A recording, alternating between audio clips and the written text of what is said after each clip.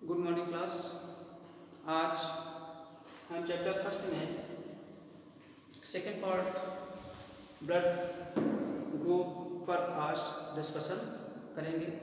देखिए, जैसे आपको पहले बता दिए थे कि रक्त हमारे शरीर का एक तरल संयोजी ऊतक होता है। यह तरल संयोजी ऊतक हमारे शरीर के समस्त भाग में जो होता है संचरित होता रहता है। रक्त को संचित करने का कार्य जो होता है हमारे शरीर में पाया जाने वाला अंग जो कि व्यस्ततम कार्य करता है, जिसे हृदय कहते हैं। हृदय के माध्यम से जो होता है धमनियों के द्वारा शुद्ध रक्त की मात्रा को जो होता है शरीर के समस्त भाग में पहुंचाया जाता है।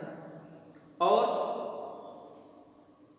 रक्त जब कोशिकाओं में पहुंच जाता है तो कोशिकाओं कार्य करते हैं। कार्य करने के पश्चात होता है उस रक्त को पुनः अल्ट्राफिल्ट्रेशन या परानिषेचन के द्वारा छान करके जो होता है वृक्क के माध्यम से पुनः फेफड़े के पास ले जाया जाता है। फेफड़े के अंदर जो होता है जो गैसीय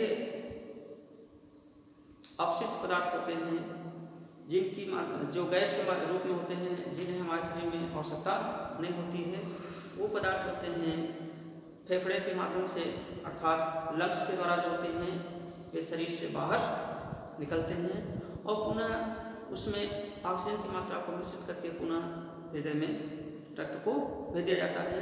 अब चलते हैं हम ब्लड ग्रुप का डिस्कशन करते हैं। देखिए, ब्लड ग्रुप के डिस्कशन करने के लिए एक साइंटिस्ट थे, वैज्ञानिक थे, उनका नाम है लैंड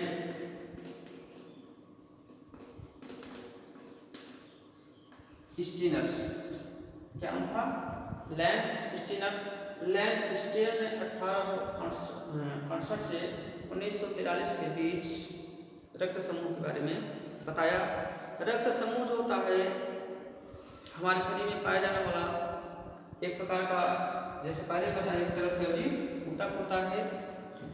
रक्त मुख्य रूप से 4 प्रकार के पाए जाते हैं। ए ग्रुप होता है, बी ग्रुप होता है, ए बी होता है और ओ। कितने प्रकार का? 4 प्रकार का। A group, B group, A B group और ओ। इससे पहले थोड़ा सा जान लेते हैं कि रक्त के भाग के बारे में आपको बताया गया। तो रक्त के भाग में जो होता है 2 चीजें आम होती हैं। एक होता है RBC, दूसरा होता है WBC। RBC मतलब रेड ब्लड कॉर्पसेल्स और WBC का मतलब हो जाता है व्हाइट ब्लड कॉर्पसेल्स अर्थात लाल रक्त कणिका, और इसको कहा जाता है सफेद रक्त कणिका। इसके अतिरिक्त ब्लड में हमारे अन्य चीजें पाई जाती हैं। जो अन्य चीजें होती हैं उस पर फोकस आ गया, तो मुख्य फोकस होते हैं RBC और WBC। तो RBC जो होती हैं ये हमारे शरीर में एक भोज्य पदार्थ के पहुंचाने और ले आने का कार्य करते हैं। इसके बाद WBC जो होती हैं, ये WBC हमारे शरीर में जो रोग रोधक क्षमता होती है, उस रोग रोधक क्षमता को जो होती हैं ये परिवर्तन करने में सहायता करती हैं या लड़ने में मदद करती हैं। इसके साथ साथ जो होता है जो रक्त हमारे शरीर के वाहिनियों में पाया जाता है, ये रक्त वाहिनियाँ जो होती हैं संचयित करती हैं और संचयित करने के साथ साथ होते हैं। अब हम इन 2 चीज़ों को डिस्कशन कर ले, आगे चलते हैं। रक्त का मुख्य प्रतिरक्षी भाग। तो प्रतिरक्षी भाग में जो होता है ए भाग, बी भाग, ए बी भाग और ओ भाग। तो ए बी भाग में जो मुख्य पार्ट जो बताया गया है, ए ग्रुप होता है, बी ग्रुप होता है, ए बी ग्रुप होता है और ओ ग्रुप होता है। अब ए का जो देखा जाता है इसमें इसको कहा जाता है ब्लड ग्रुप्स। आगे देखेंगे प्रतिजन क्या कहते हैं, प्रतिजन इसको कहा जाता है रक्षा। तो ए में जो होता है एंटीजन या प्रतिजन ए होता है, इसमें एंटीजन बी होता है, इसमें ए और बी दोनों होता है, और ओ ग्रुप में जो होता है कोई एंटीजन या प्रतिजन नहीं पाया जाता है। इसके बाद इसमें प्रतिरक्षा देखते हैं तो इसमें बी होता है, इसमें ए होता है, और इसमें कोई भी एंटीबॉडी नहीं पाई जाती है। इसमें जो होता है ए होता है और बी होता है। इस प्रकार से ब्लड ग्रुप हो गया, ये हो गया फर्स्ट, ये सेकेंड, ये थर्ड और ये हो गया फोर्थ। ब्लड ग्रुप कितने प्रकार का होता है? 4 प्रकार का, ए वर्ग, बी वर्ग, ए बी वर्ग और ओ वर्ग। अब इसमें देखा जाता है कि जो ए वर्ग का रक्त होता है उसमें एंटीजन क्या है, प्रतिजन क्या पाया जाता है? ए होता है, और प्रतिरक्षी पदार्थ बी होता है। बी ग्रुप में जो होता है प्रतिजन या एंटीजन जो होते हैं बी पाया जाता है, और प्रतिरक्षी पदार्थ क्या होता है? ए होता है। ए बी में जो होता है वो जो प्रतिजन पदार्थ होता है ए बी पाया जाता है, और इसमें प्रतिरक्षी पदार्थ या प्रतिरक्षा पदार्थ कोई नहीं पाए जाते हैं। ओ ग्रुप में कोई भी प्रतिजन नहीं होता है, और इसमें प्रतिरक्षा पदार्थ जो होते हैं ए और बी पाया जाता है। अब आगे चलते हैं कि रक्त जो होता है मनुष्य में कैसे कार्य करता है।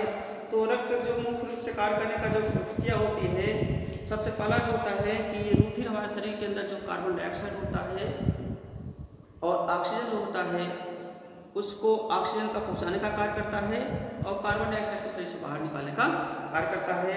आगे चलते हैं, रक्त जो होता है हमारे शरीर के अंदर जो पोषक पदार्थ होते हैं उन पोषक पदार्थों का जो होता है संवहन करने का कार्य करता है। संवहन का मतलब हो जाता है बहना। बहने में जो होता है रुधिर के साथ जब हम भोजन करते हैं, भोजन करने के पश्चात जो होता है भोजन का पाचन होता है। पचने के पश्चात जो भी उसमें पौष्टिक पदार्थ होते हैं उस पौष्टिक पदार्थ को हमारे शरीर की जो आंत की कोशिकाएं होती हैं उसको अवशोषित करके वृक्क के पास भेज करके उसमें फिल्टर करते, फिल्टर में जो आवश्यक पदार्थ होता है उसको अपने अब्जॉर्ब कर लेती हैं। शेष अनावश्यक पदार्थों को यूरिन के माध्यम से बाहर निकाल देती हैं। अगला देखते हैं रक्त के ही पार्ट में, जैसे आपको हम WBC और RBC के बारे में बताया था, तो इसमें दूसरा पार्ट जो होता है वो RBC होती हैं और पहला WBC। तो WBC कोशिकाएं जो होती हैं वो हमारे शरीर में रोगों से लड़ने की क्षमता को उत्पन्न कर देती हैं। जैसे हमारे शरीर के अंदर कोई वायरस, फंगस, बैक्टीरिया प्रवेश करता है तो उसके एंटीजन बना करके जो होते हैं उस रोग के वाहक या रोग के कैरियर वाले पार्ट बैक्टीरिया, फंगस और वायरस को मारने का कार्य करते हैं। आगे चलते हैं, रुधिर को जमने से रोकना। अब रुधिर को कैसे, मान लो कभी चोट लग जाती है, कट जाता तो कुछ समय के पश्चात जो होता है रुधिर जम जाता है। तो जमने के कारण जो होता है शरीर से रक्त का ह्रास नहीं हो पाता है। आगे चलते हैं, रुधिर के और कार्य में जो होता है मुख्य अहम भूमिका जो होती है वो घाव को भरने में भी सहायता करता है। जो भी हम एंटीबायोटिक्स पदार्थ को लेते हैं तो वह एंटीबायोटिक्स पदार्थ होता है हमारे शरीर के अंदर डायल्यूट होकर के उस भाग तक पहुंचता है जो पहुंचाने का मुख्य कार्य होता है वो रक्त ही करता है। नेक्स्ट पॉइंट कार्य में देखा जाता है तो हमारे शरीर के अंदर जो एंटीजन्स जो होते हैं उन एंटीजनों को जो होता है रक्त शरीर के समस्त भाग में पहुंचाने का कार्य करता है। अब आगे चलते हैं, रक्त का जमना। क्या? रक्त का जमना। रक्त जमता कैसे है और इससे लाभ क्या है? यहाँ देखा जाता है रक्त का जमना एवं इसके लाभ। देखिए, रक्त का जमना जो होता है एक बहुत सीधा सा हमारे शरीर में पाया जाने वाला एक प्रकार का प्रोटीन होता है। उस प्रोटीन को कहा जाता है प्रोथ्राम्बिन।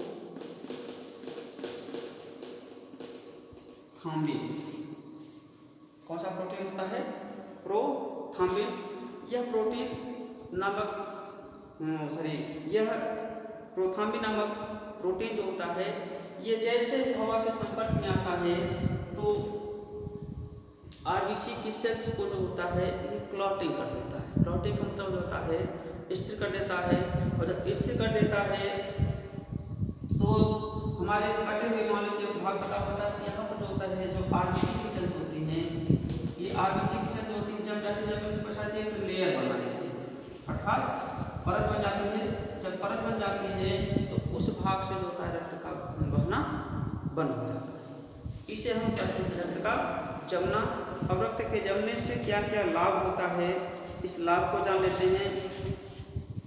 तो रक्त के जमने का मुख्य लाभ होता है कि मान लो कि यदि अचानक चोट लग जाती है तो अचानक चोट लग जाने पर जो होते हैं सर्वाधिक मात्रा रक्त से शरीर से बाहर निकल जाती है, तो व्यक्ति के शरीर में एनीमिया या रक्ताल्पता हो जाती है, जिसके कारण जो होता है व्यक्ति की मृत्यु भी हो सकती है। तो रक्त के जमने का प्रमुख लाभ होता है यह प्रोटीन मुख्य रूप से अपना सहायता करता है। उसके बाद दूसरा लाभ होता है यदि रक्त जम जाता है तो हमारे शरीर की कोशिकाएं जो होती हैं तेजी से ग्रोथ भी करना शुरू कर देती हैं। अब इसके आगे चलते हैं रुधिर वर्ग का महत्व, इंपॉर्टेंस ऑफ। आगे चलते हैं आयरन।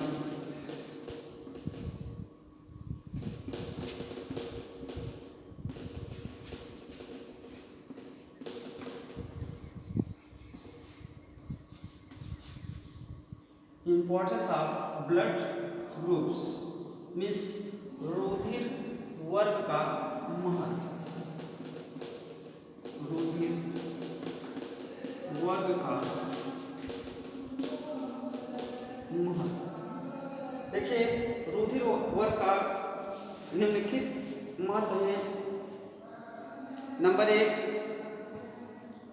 रुधिर जो होता है हमारे शरीर की रक्त की हमारे शरीर में कमी हो जाने के कारण होता है।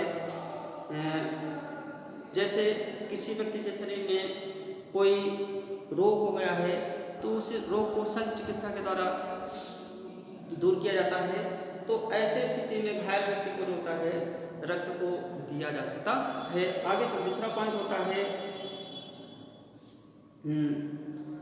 किसी घायल व्यक्ति के शरीर में डॉक्टर के सलाह के द्वारा जो होता है रक्त को चढ़ाया भी जा सकता है।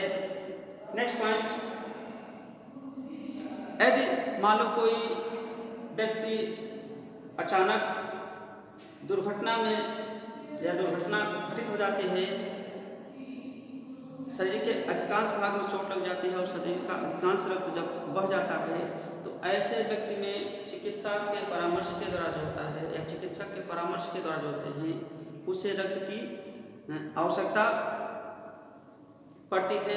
तो ऐसे कंडीशन में यदि हमें रक्त समूह की जानकारी रहती है तो उसी समूह के किसी दूसरे व्यक्ति से रक्त की मात्रा को लेकर के होता है उस व्यक्ति को रक्त को चढ़ाया जा सकता है। रक्त समूह के द्वारा जो होता है किसी आकस्मिक घटना से ग्रसित व्यक्ति को जो होता है बचाया जा सकता है। इस प्रकार से 4-5 बिंदु जो बताए गए ये रुधिर वर्ग के महत्व के बारे में जो होता है महत्व को दर्शाता है। अब आगे चलते हैं ब्लड बैंक। क्या? Blood bank.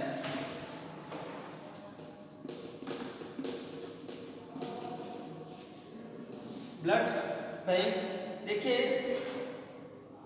ब्लड बैंक की या ब्लड बैंक कहते किसे हैं ब्लड शब्द से तो परिचित हैं और बैंक शब्द से भी परिचित हैं। बैंक का मतलब हो जाता है कि जहाँ पर हम अपने आय और व्यय से बचे हुए धन को जो होते हैं संग्रह करते हैं, वही क्या कहलाता है? बैंक कहलाता है। अब ब्लड बैंक, तो ब्लड जो होता है इसमें रुधिर दान करने वाले व्यक्ति अपने शरीर से रुधिर को दान करके जो होते हैं, एक पॉलीथीन की बैग होती है, इस पॉलीथीन के बैग में होता है इस ब्लड को लगभग 4 से 5 सेंटीग्रेड टेम्परेचर पे जो होता है रख करके जो होते हैं सुरक्षित लगभग 30 दिन तक किया जा सकता है। कितने दिन? 30 दिन। कितने टेम्परेचर पे? 4 से 5 सेंटीग्रेड टेम्परेचर पे जो होता है किसी डोनेट किए गए व्यक्ति से रक्त को जो होता है हम लगभग 3 दिन तक जो होते हैं उस रक्त को सुरक्षित रख सकते हैं। अब उस सुरक्षित रक्त को हम कहाँ रखते हैं? Blood bank. अब इसीलिए सामाजिक संस्थानों द्वारा और तमाम प्रकार की संस्थाएं जो होती हैं वो ब्लड या रुधिर को जो होते हैं शिविर लगा कर जो होते हैं व्यक्तियों से ब्लड की मात्रा को जो है दान करने के लिए प्रेरित किया जाता है और प्रेरित करके जो होते हैं दान किए गए रक्त को जो होता है बैंक के अंदर सुरक्षित रखा जाता है। अब उस दान किए गए व्यक्ति को जो होता है इससे एक प्रमाण जारी कर दिया जाता है। मान लीजिए कि उसके परिवार में या उसे कभी आकस्मिक रक्त की आवश्यकता पड़ जाती है, तो ऐसे स्थिति में जो होता है जैसे हम रुपये और पैसों को बैंक में रख करके जब आवश्यकता पड़ती है उस समय उसको ले सकते हैं, ठीक वैसे ही इस ब्लड बैंक में भी जो होता है दान किए गए व्यक्ति के द्वारा रुधिर को आसानी से प्राप्त किया जा सकता है। ठीक, आगे अब देखते हैं कि ब्लड बैंक में जो रुधिर दान करता है उसे हम क्या कहते हैं? दाता कहते हैं। और जो बैंक से ब्लड बैंक से रुधिर को लेता है उसे हम क्या कहते हैं? ग्राही कहते हैं। इस प्रकार से जो ब्लड को देता है उसे क्या कहते हैं? रक्तदाता कहते हैं। क्या कहते हैं? रक्तदाता कहते हैं। और जो क्या कहते हैं? रक्तदाता कहते हैं। और जो व्यक्ति रक्त को लेता है उसे हम क्या कहते हैं? रक्त ग्राही।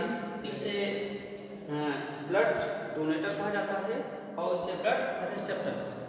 ठीक है, तो इस प्रकार से ब्लड बैंक में जो होता है रुधिर को दान करके जो होता है रक्त को सुरक्षित रख सकते हैं।